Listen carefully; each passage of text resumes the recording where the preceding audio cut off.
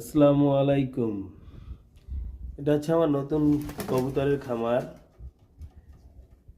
বেশ কিছুদিন ধরেই পালি, কাউকে দেখাবো দেখানোর সময় ওঠে না। আলহামদুলিল্লাহ আনার পরে বেশ কিছু কবুতর ডিমে বসে আছে। এটা আমার একটা শখ। অনেক আগে পালতাম, মাঝে কিছুদিন পাখি পাললাম, এখন আবার কবুতর। দোয়া করবেন সবাই আমার জন্য। মাশাআল্লাহ, যে দুটো বাচ্চা কিছুদিন আগে ফুটছে, এই যে একটা সুন্দর জোড়া দেখেন,